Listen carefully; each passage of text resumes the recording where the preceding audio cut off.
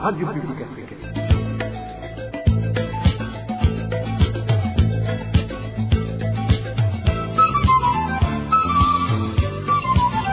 Radio Publique Africaine.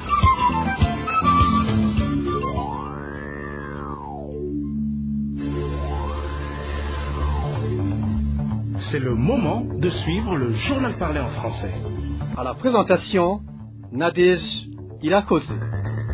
Bonsoir chers auditeurs de la Radio Publique Africaine, bienvenue au journal de ce vendredi 10 juillet 2026. Tout d'abord, le sommaire.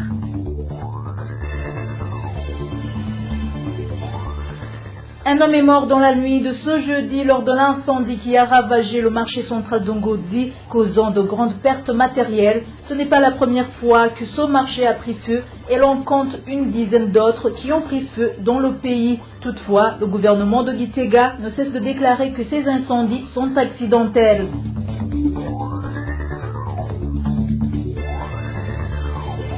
La jeunesse est appelée à ne pas se livrer à la consommation des boissons fortement alcoolisées qui détruisent actuellement la vie de plusieurs personnes dans le pays, appel lancé par le mouvement international de la jeunesse burundaise, MIJEB.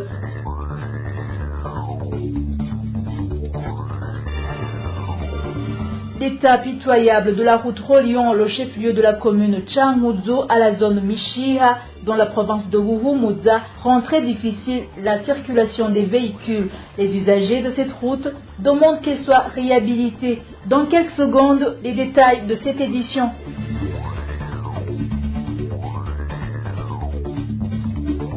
Encore une fois, bienvenue. Débutons par la page sécurité. Une personne a perdu la vie suite à l'incendie qui a ravagé le marché central d'Ongozi en province de Butanyerera dans la nuit de ce jeudi. Une grande partie de ce marché a été réduite en cendres. Les causes exactes de l'incendie restent inconnues. Actuellement, les commerçants se trouvent dans une désolation totale. Emmanuel Dachimiye pour plus de détails. C'est vers 20h de ce jeudi qu'un incendie s'est déclaré dans la partie du marché central d'Ongozi, situé au-dessus du parking où se vendaient notamment des vêtements, des chaussures, des produits cosmétiques, des boissons et diverses autres marchandises. Le feu s'est ensuite rapidement propagé vers au milieu du marché en direction de l'endroit communément appelé Bata. Les premiers témoins affirment que le camion de lutte contre les incendies venu à Kobero Amoyi est arrivé environ 2 heures plus tard, mais qu'il ne disposait pas de suffisamment d'eau et qu'il était trop petit et vétuste pour faire face à la rapidité avec laquelle les flammes se propageaient. L'incendie a continué de ravager les marchandises jusqu'aux environs de 9 heures ce vendredi.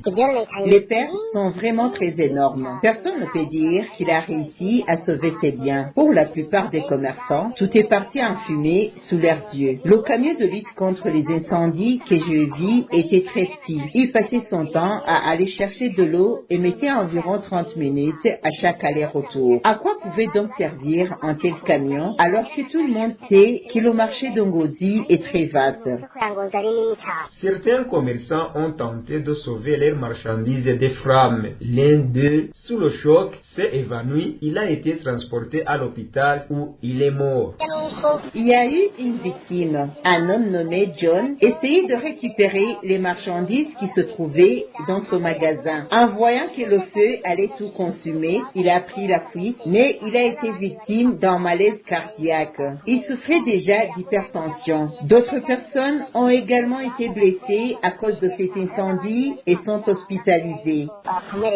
À l'heure actuelle, les commerçants sont consternés. Une grande partie du marché central d'Ongozi est partie en fumée. Selon eux, seul un immeuble en étage situé devant de la banque BCB est resté debout. Tout le reste a été réduit en cendres. Les habitants d'Ongozi estiment que le marché devra être entièrement reconstruit. Environ 80% du marché ont été détruits par les flammes. La seule partie qui a résisté est celle construite en briques. Tous les kiosques situés au milieu du marché ont brûlé. Devant Bata, tout a été entièrement brûlé. Il ne reste absolument rien. Les structures métalliques ont été brûlées, les tôles ont brûlé. On ne voit plus que 2 ou 3 poteaux encore debout, mais toutes les marchandises qui se trouvaient à l'intérieur sont parties en fumée. Tous les commerçants qui vendaient des vêtements ont tout perdu. Même la zone située devant le parking est complètement incendiée. Il n'y reste plus rien.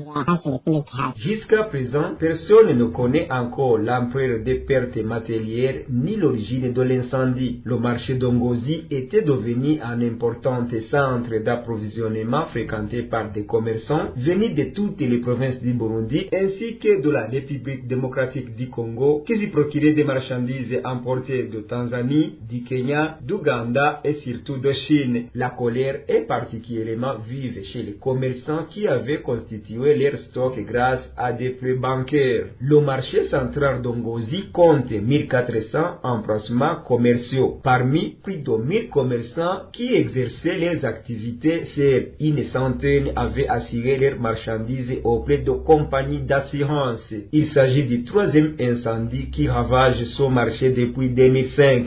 Merci Emmanuel Daishimiye. À ce propos, ce vendredi, le gouverneur de la province de Butanyerera s'est rendu sur les lieux de l'incendie pour réconforter les commerçants qui ont perdu leurs biens dans ce feu qui a détruit ce marché. Il les a également exhortés à la solidarité, notamment en suivant de près les personnes souffrant de traumatisme. Victor Segasaago a rassuré les commerçants que les travaux de nettoyage du marché seront bientôt lancés afin de permettre une reprise rapide des activités commerciales dès leur achèvement. Suivez Victor Segasaago, gouverneur de la province de Butanyerera.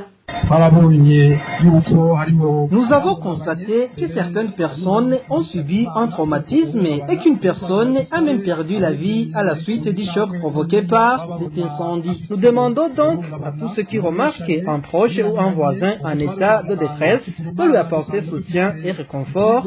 Si la situation dépasse leur capacité, qu'ils l'orientent vers une structure de santé. Grâce à Dieu, nous disposons d'un centre spécialisé dans la prise en charge des personnes souffrant de traumatisme. Il arrive en effet que lorsqu'une personne est confrontée à une épreuve qui la dépasse, elle sombre dans une profonde détresse et, sans accompagnement adéquat, risque même de perdre la vie. Nous vous prions donc, dans nos foyers et au sein de nos familles, de suivre de près ceux qui rencontrent ce genre de problèmes, à les conduire dans les centres de soins appropriés, notamment celui situé à Mubuga. Vous comprenez bien que si nous ne prenons pas soin de notre santé mentale, nous risquons de faire face à des graves difficultés. Le deuxième message que je souhaite adresser concerne les comportements observés après ce sinistre. Lorsqu'un drame comme celui-ci, provoqué par l'incendie, survient, certaines personnes cherchent malheureusement à s'approprier des biens qui ne leur appartiennent pas. Des victimes ont tenté de sauver leurs marchandises. On les confia provisoirement à des personnes du voisinage, mais aujourd'hui, certaines rencontrent des difficultés pour les récupérer.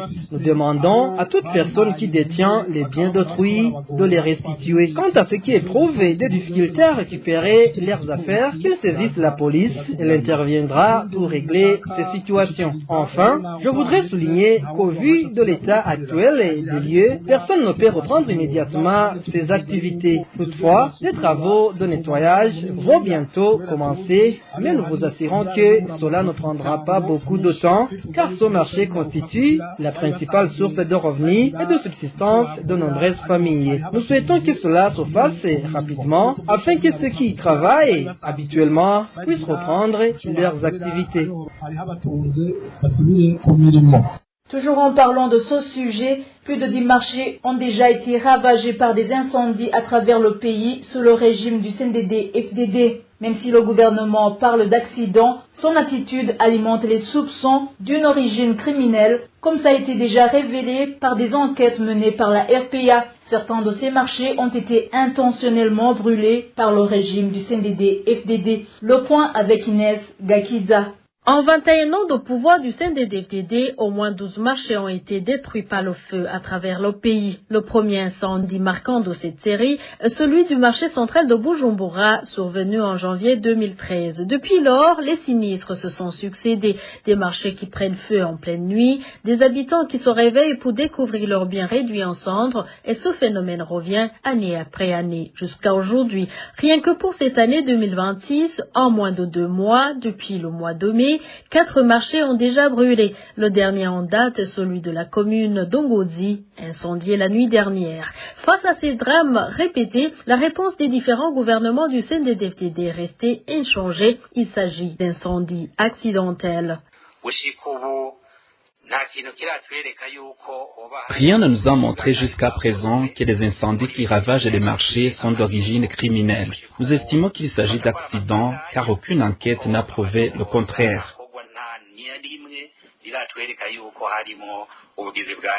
Cette réponse a été récemment donnée par l'actuel ministre de l'Intérieur, le général Leonidas Ndaruzaniye. C'était lors d'une conférence publique animée par les membres du gouvernement au mois de juin. Cependant, cette explication peine à convaincre. Non seulement ces enquêtes évoquées n'ont jamais été rendues publiques, ne fût-ce que pour éclairer les victimes sur les causes réelles de ces incendies afin de prévenir de nouveaux accidents, mais aussi, en plus d'une décennie, aucune mesure concrète n'a été prise pour protéger les marchés ou permettre une intervention rapide en cas de nouvel accident et ainsi limiter les dégâts.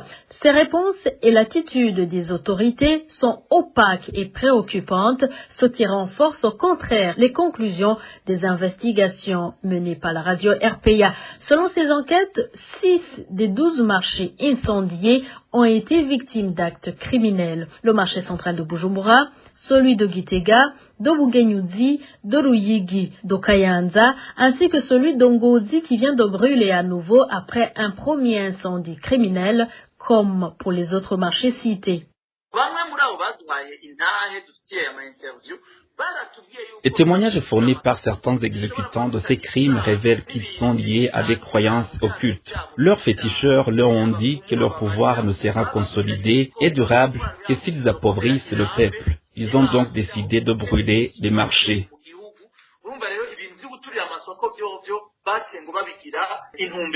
Avant l'accession au pouvoir du CNDD-FDD, jamais les biens des citoyens n'avaient été détruits par des incendies de manière aussi répétée qu'au cours de la gouvernance du Parti de l'Aigle. Les Burundais perdent leurs biens, sombrent dans la pauvreté et vivent dans la détresse sans soutien. Une situation qui pousse certains à s'interroger sur le fait que le CNDD-FDD ne poursuivrait pas cette politique d'incendie encore aujourd'hui en 2026.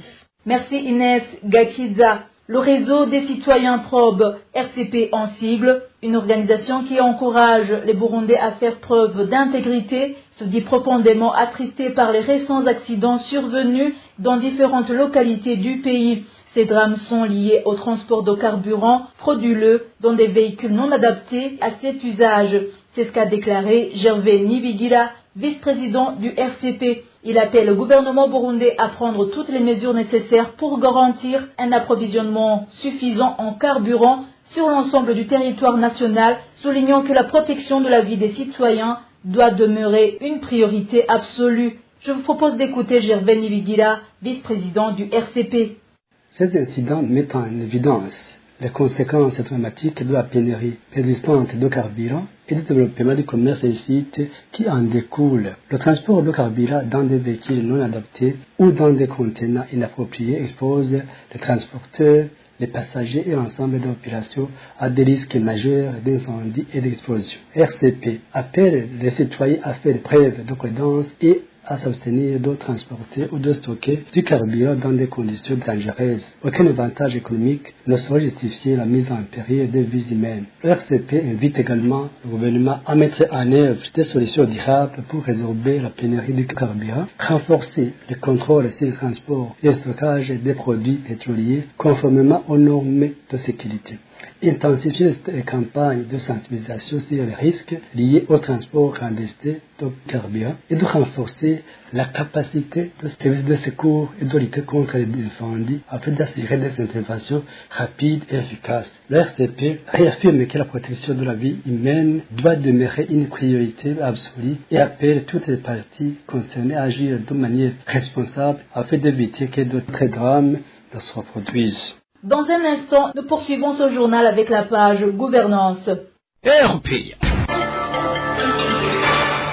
Le mouvement international de la jeunesse burundaise, MIJEB en sigle, se dit vivement préoccupé par la prolifération des boissons alcoolisées ne répondant pas aux normes légales qui continuent d'être commercialisées à travers tout le pays sans que les autorités compétentes n'interviennent efficacement. Le porte-parole du MIJEB, Kiki Daniel Ngendakumana, lance un appel à la jeunesse burundaise afin qu'elle s'abstienne de consommer ces boissons qu'il qualifie dangereuses. Il rappelle que les jeunes représentent l'avenir du pays et souligne que plusieurs cas de décès liés à la consommation de ces boissons ont déjà été signalés. Suivez Kiki Daniel Ngendakumana, le porte-parole du MIJEB. Pour le mouvement international de la jeunesse burundaise, l'explosion de la consommation d'alcool fort et frélaté chez les jeunes est une tragédie nationale. Ce n'est pas un simple problème de boisson, c'est le symptôme d'une jeunesse en détresse qui est frappée par le chômage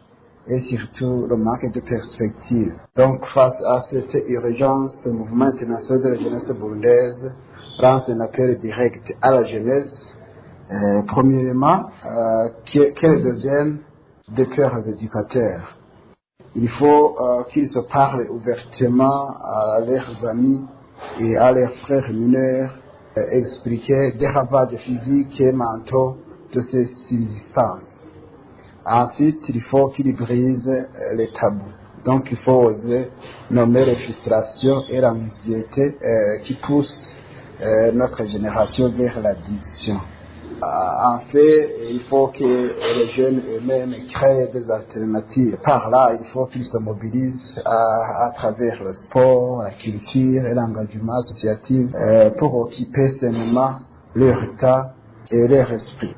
Parallèlement, le mouvement international de la jeunesse burundaise interpelle fermement le gouvernement du Burundi à d'abord réguler et sanctionner à travers son bureau de normalisation BBN, de l'interdiction des produits toxiques et d'appliquer surtout des sanctions sévères contre la vente d'alcool aux mineurs. Ensuite, il faut que le gouvernement investisse dans des infrastructures pour créer des centres culturels, des bibliothèques et des terrains de sport dans chaque commune pour offrir des espaces d'épanouissement. En fait, il faut que le gouvernement offre des opportunités économiques. Nous trouvons que la meilleure réponse à l'alcoolisme est tout simplement l'emploi. Le gouvernement doit soutenir l'entrepreneuriat de jeunes pour leur redonner de la dignité et un but. Une jeunesse consciente est une jeunesse qui est occupée le seul moteur d'un Burundi prospère. Parlons société, les habitants qui empruntent la route reliant le chef-lieu de la commune de Changuzo à la zone Mishiha, dans la province de Wuhumuza, se plaignent de son mauvais état. Selon eux, cette route est très dégradée et remplie de nombreux nids de poules. Cette situation rend les déplacements difficiles, surtout pour les personnes malades qui doivent être transportées vers les centres de santé. Les usagers expliquent aussi que les véhicules qui circulent sur cette route tombent souvent en panne à cause de ces nombreux trous. C'est un reportage de Balthazar Miburo.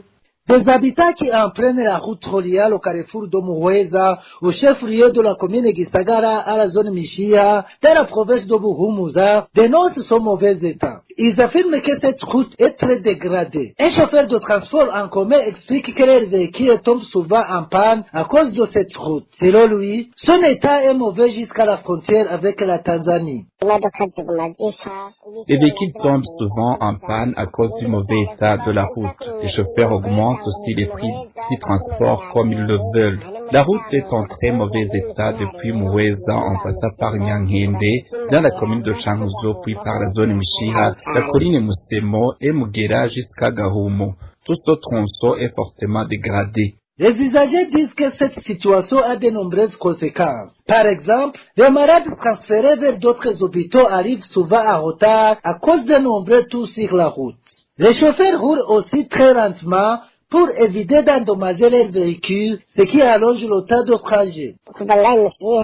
Avant, le trajet entre Mishira et Changuzo durait environ 1h30. Aujourd'hui, il faut près de 3 heures à cause du très mauvais état de la route. Le problème est encore plus grave lorsqu'il faut transporter un malade. Les ambulances sont souvent en panne sur cette route, ce qui met les patients en difficulté. À cause de l'état de la chaussée, certaines ambulances refusent même de se rendre à Mishira. Les personnes qui utilisent cette route demandent aux autorités de réhabiliter. Elles rappellent qu'elle est très importante pour le transport des personnes et des marchandises, car elle mène jusqu'à la frontière tanzanienne. La rédaction de la RPA a tenté de contacter Japhet Nzirubusa, l'administrateur de la commune Gisagara, pour connaître les mesures prévues, mais il n'a pas été possible de le rejoindre. Merci Balthazar Miburo. Dernier dossier de ce journal. Le Burundi compte actuellement plus de 14 millions d'habitants. Ces données sont fournies par le département des affaires économiques et sociales des Nations Unies. À la veille de la célébration de la Journée mondiale de la population, prévue le 11 juillet, cette institution onusienne indique également que le Burundi figure parmi les pays africains où la croissance démographique demeure particulièrement élevée. Les détails avec David Claude Mbananayo. Les dernières estimations de la division de la population du département des affaires économiques et sociales des Nations Unies indiquent que la population du Burundi a atteint 14 729 157 habitants au milieu de l'année 2026. Le pays représente ainsi près de 0,18% de la population mondiale, le 78e rang mondial en termes du nombre d'habitants.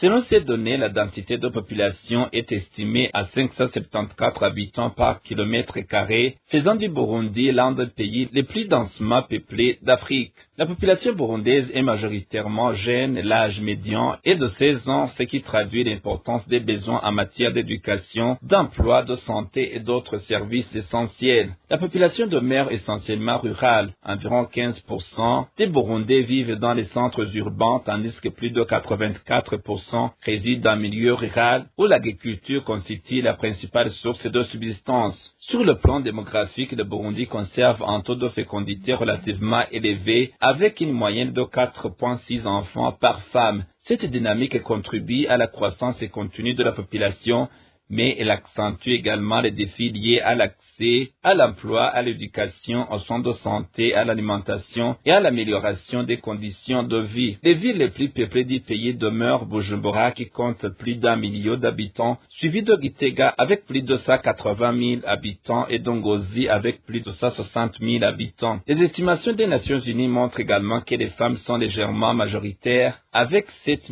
411 401 habitants, soit 50,32% de la population totale contre 7 317 764 hommes représentant 49,68%. La structure par âge révèle que 45% de la population a moins de 15 ans, 49% est âgé de 15 à 59 ans, tandis qu'environ 5% des habitants ont 60 ans au plus. Les projections démographiques des Nations Unies indiquent enfin que la population du Burundi pourrait dépasser légèrement les 24 millions d'habitants à l'horizon 2050. Merci David Claude Mbananayo. Et voilà, c'est ici que s'achève le journal de ce vendredi 10 juillet 2026. Merci de nous avoir prêté une oreille attentive. Merci également à tous mes collègues pour le travail accompli. Bon début de week-end à tous.